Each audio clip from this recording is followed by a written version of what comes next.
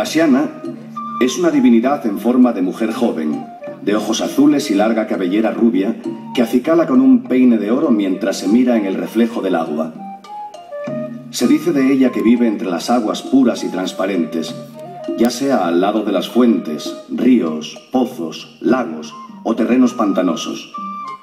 Allí suele pasar el tiempo mirándose en el agua y peinando sus cabellos mientras entona cantos, similares al gorjeo de multitud de pasiarinos, embelesando a los hombres que llegan a escucharla.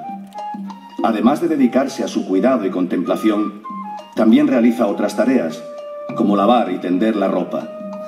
Y mientras, ella canta y danza. Otra de sus aficiones es hilar. El fusu, la rueca y los tisieres que usa son de oro, al igual que los maravillosos ovillos con los que trabaja y trabaja. Posee múltiples tesoros en sus cuevas, que de buen grado ofrece a aquellas personas que se prestan a ayudarla. Cuidado deben tener las madres con sus niños, pues tiene la Xiana manía de cambiar el suyo por el de otras mujeres cuando éstas dejan al niño en la cuna para ir al río a lavar.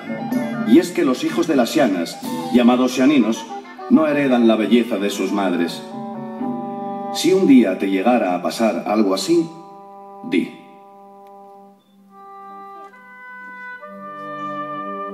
dame el crío repolludo y toma el tuyo rebelludo.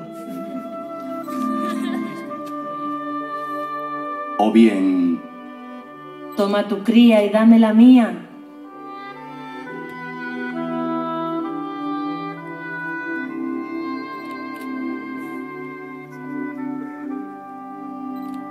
O esta otra: toma el tu sarnoso y dame el mío hermoso.